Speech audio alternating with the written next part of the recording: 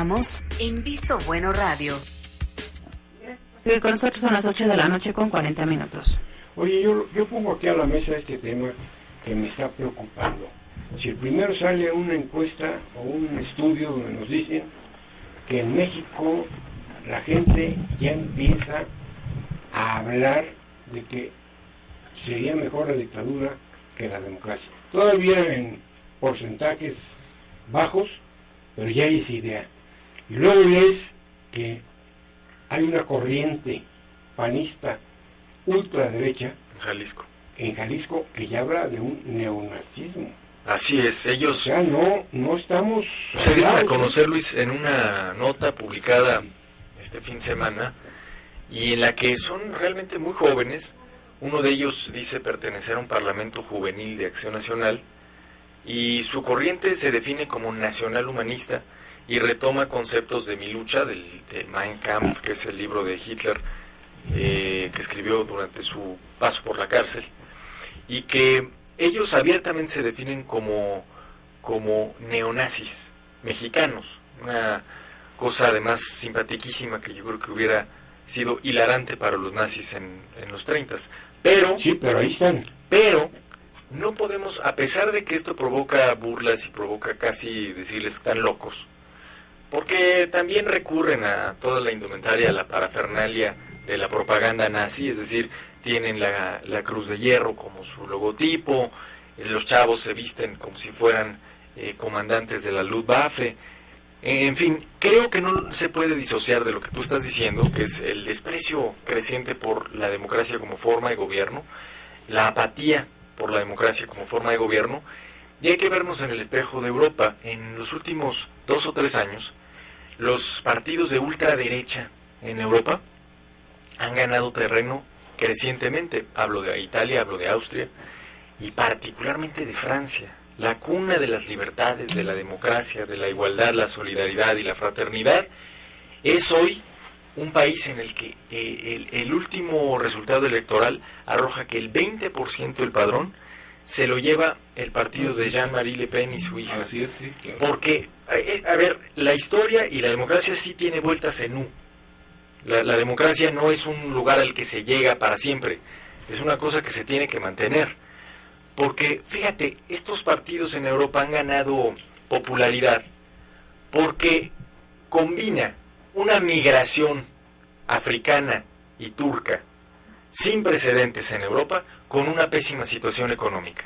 Y entonces tienes el caldo de cultivo de los años 30 en Alemania, donde la cosa está de la fregada en términos económicos, y hay alguien que hábilmente les dice, es que la culpa la tienen los judíos.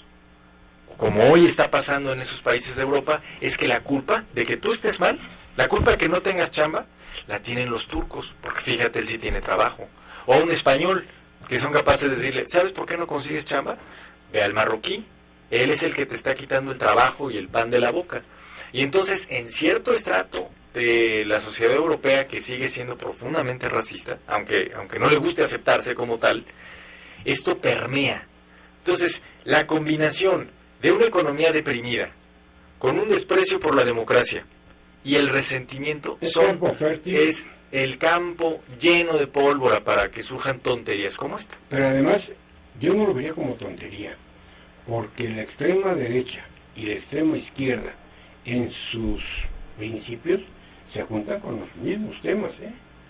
Sí, acuérdense de El Salvador. Pero mira, leía yo a un chavo que decía, que forma parte de este movimiento, dice, bueno, yo no soy ario, pero al menos no me he mezclado. Bueno, lo preceden 500 años de ignorancia. Si se llamara Xochopili, pues a lo mejor sería adecuado, pero de ahí fuera, pues el pobrecito de él como... No, ni los alemanes eran arios. La foto que tiene Carmen aquí en su iPad, no son cualquier cosa, ¿eh? No, llevan un año trabajando el tema. Es un buen número, ¿eh? Pero además juegan con esta... La verdad es que la propaganda nazi, el tema del nazismo a nivel histórico, es muy atractivo. Cuando eres joven y te interesa la política, sí. Toda la parafernalia nazi, la propaganda de Goebbels, cómo Hitler fue capaz de conquistar Europa en un 2x3, en 2 años era dueño de Europa, es muy atractivo. Combina eso con atractivo, con ignorancia, con no leer el resto de la historia, con ganas de participar y con una presión social que no alcanza a desfogarse, y tienes con esto. una economía decreciente. Y esto, Luis, también Y en Jalisco, que los además partidos no es políticos el estado de más Jalisco, tolerante del que país. se acaban de despachar con infinidad de recursos, que se están despachando con la reforma reciente, con una serie de obstáculos para las candidaturas ciudadanas, que se están despachando abiertamente e impunemente para proteger sus prebendas, pues hay un hartazgo de la población. Y está el cultivo también, este tipo de grupos contra la democracia, que es tan delicado, tan peligroso, pues un caldo de cultivo en los hechos por eso. Entre que son los mismos de siempre, los que están las familias de los partidos. La impunidad, nadie lo revisan, pero pues les condonan las multas. Ahora se acaban de despachar casi el doble de recursos. Bloquean para que la competencia se reduzca, la competencia electoral.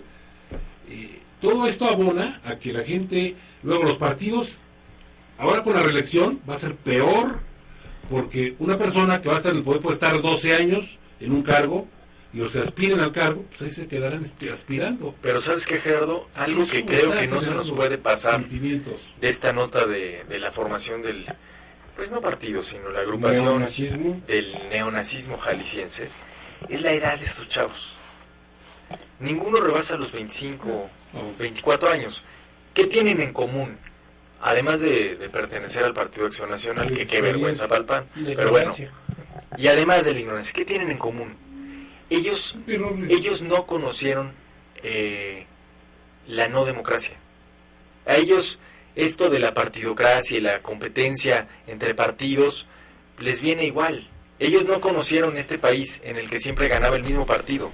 En otras palabras, ellos no lucharon un centímetro por nada. Ellos no han luchado por la democracia ni por la participación.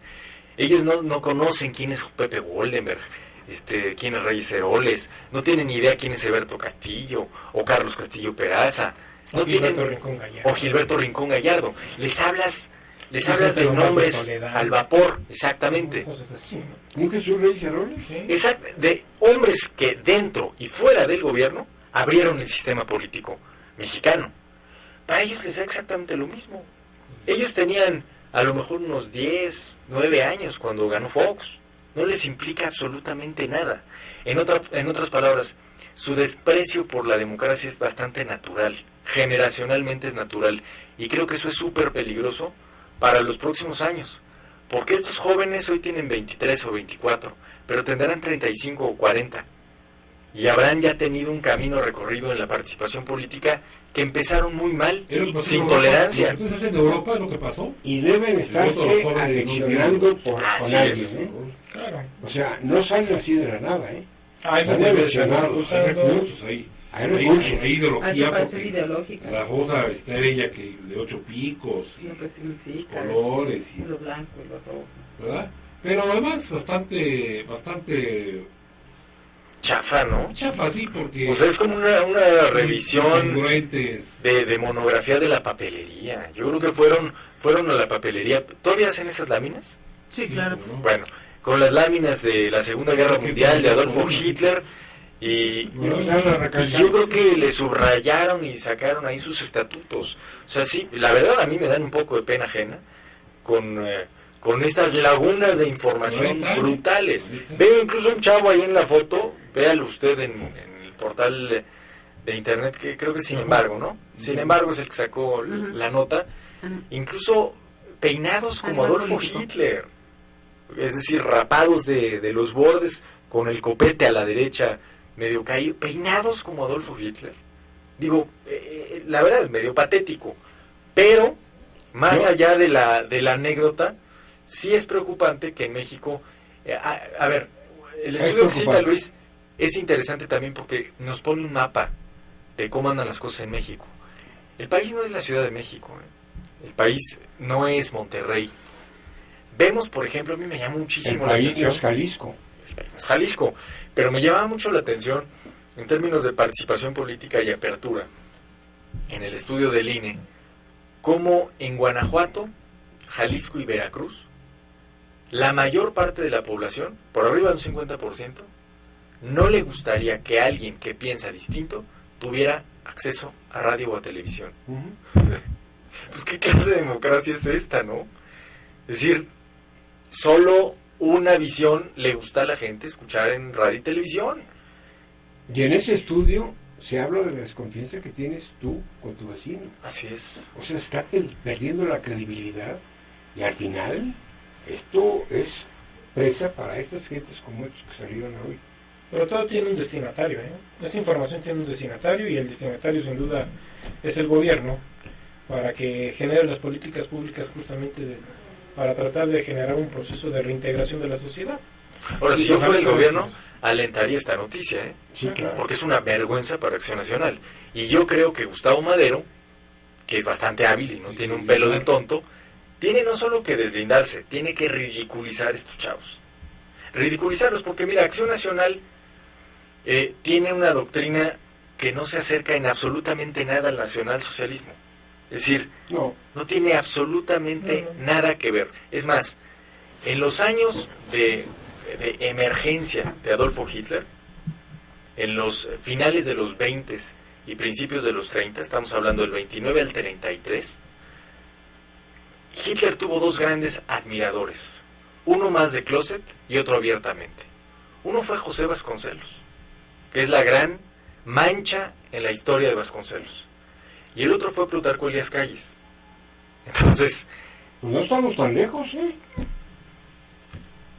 porque en aquel momento Hitler se veía no como el monstruoso ejemplo que luego se convirtió con el Holocausto y con la guerra. Se veía como el hombre que estaba poniendo de pie a Alemania, como el que había logrado ordenar un país en ruinas. Y luego se declaran católicos practicantes, pero no reconocen el Holocausto. Pero no muy lejos del grupo ultraderecha que tiene el PAN, ¿eh? ¿Cómo se llaman los? Yunque. El Yunque, No, Muro. pero el Yunque prevalece, ¿eh? El Yunque Pero el Yunque es político. en el El PAN. Yunque es más político y Sí, tiene una pero agenda. tienen Tiene una agenda clerical. ¿Sabes qué Es dijeron? extrema, ¿eh? ¿Sabes qué dijeron los chavos? Su máximo representante es Gustavo Madero en la dirigencia del PAN. Y aquí en Hidalgo hay muchos jovencitos que hoy ya no son tan jóvenes que estuvieron entrenados. Hay yunquistas aquí. Tú te Yunquistas. agarraste a golpes con uno de ellos. Me puse los guantes, pero me los quité. Por el Estado laico, dice Roberto. Decía que Hitler, como ellos asumieron una frase de Hitler que decía que él solamente llevó a la práctica lo que la Iglesia Católica hizo durante siglos con los judíos. Ahora yo apelaría algo, lo que dice Sí. Pepe de José Vasconcelos. Digo, posiblemente se hizo una mancha, pero yo infiero en una situación. La historia hizo su juicio y el juicio ya no nos dio muy claro su veredicto.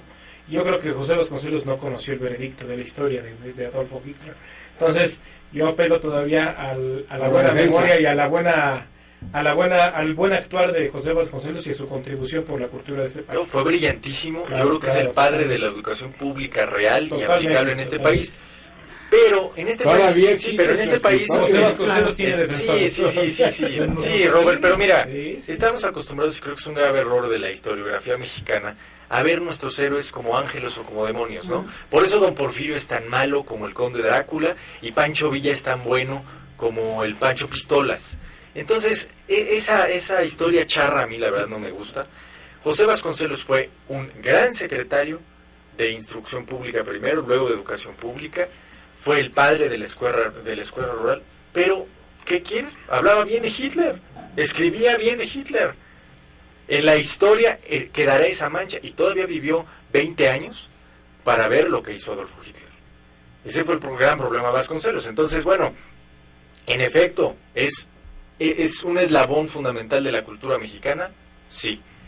Hay que revisar a nuestras biografías nacionales con lo bueno, con lo malo, con lo blanco y lo negro. Creo que también. La verdad es que Vasconcelos tiene su nombre, su escritorio lo ves y te vibra. O sea, sí tienen cosas, ¿eh? La Secretaría de Educación Pública antes y después de Vasconcelos son dos cosas totalmente diferentes. Hay un antes y un después. Fue un parteaguas. Sí. Fue un parteaguas totalmente. Pero también tú tienes la razón, Pepe. No tiraron por la ventana el escritorio de Vasconcelos. No. Ahí están. Ahí está. No, Ahí ahí sí, están. Bueno, pero En aquí él vale la despacha anécdota.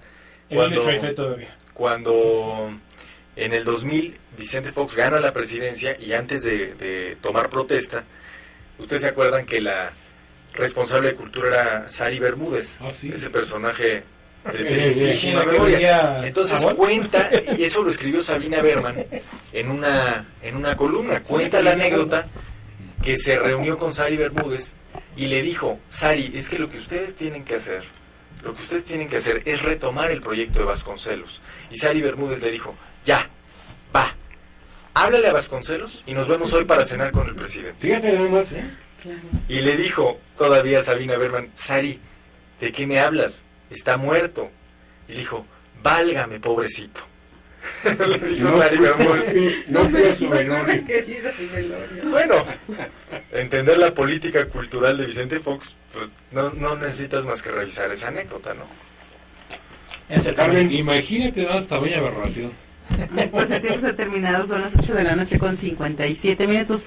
Le agradecemos a usted que nos hizo favor de sintonizarnos en cualquier punto de nuestra ciudad. Recuerde manejar con mucho cuidado, las lluvias van a seguir por lo menos 48 horas más, así que mejor tome Y sus un saludo a precauciones. don Alejandro Wong, que ya está ahorita con su gorrito. Acostadito, Su y su pijama. chocolatito.